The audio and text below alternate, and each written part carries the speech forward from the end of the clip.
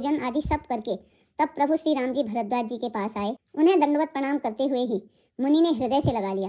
मुनि के मन का आनंद कुछ कहा नहीं जाता, मानो उन्हें ब्रह्मानंद की राशि मिल गई हो। मुनीश्वर भरद्वाज जी ने आशीर्वाद दिया। उनके हृदय में ऐसा जानकर अत्यंत आनंद हुआ कि आज विधाता ने श्री सीता जी और लक्ष्मण जी सहित प्रभु श्री रामचंद्र जी के दर्शन कराकर मानो हमारे संपूर्ण पुण्यों के फल को लाकर आंखों के सामने कर दिया।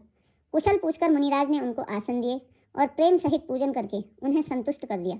फिर मानो अमृत के ही बने हों ऐसे अच्छे अच्छे कंद मूल फल और अंकुर लाकर दिए। सीता जी, लक्ष्मण जी और सेवक गुह सहित श्री रामचंद्र जी ने उन सुंदर मूल फलों को बड़ी रुचि के साथ खाया। थकावट दूर होने से श्री रामचंद्र जी सुखी हो गए।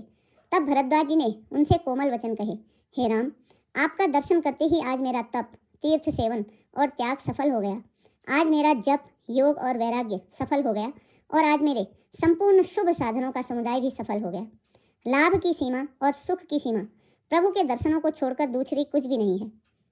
लाभ की सीमा और सुख की सीमा प्रभु के दर्शन को छोड़कर दूसरी कुछ भी नहीं है।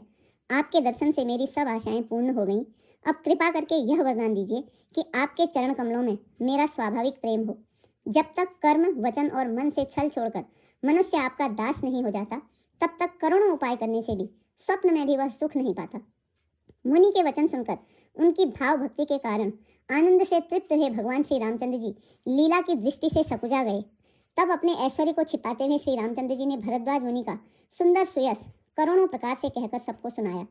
उन्होंने कहा, हे मुनीश्वर, जिसको आप आदर दें वही बड़ा है और वही सब गुण समूहों का घर है। इस प्रकार श्री रामचंद्र जी और मुनि भरद्वाज जी दोनों परस्पर विनम्र हो रहे हैं और अनिर्वचनीय सुख का अनुभव कर रहे हैं।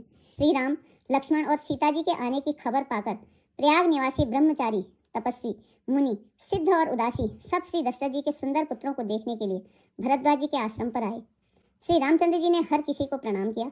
नेत्रों का लाभ पाकर सब आनंदित हो गए और परम सुख पाकर आशीर्वाद देने लगे। श्री रामचंद्र जी के सौंदर्य की सराहना करते हुए वे लौटे।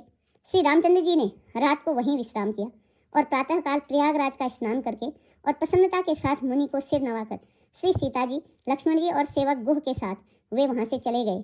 चलते समय बड़े प्रेम से श्री रामचंद्र जी ने मुनि से कहा, हे नाथ, बताइए हम किस मार्ग से जाएं? मुनि मन में हंसकर श्री रामचंद्र जी से कहते हैं कि आपके लिए सभी मार्ग सुगम हैं।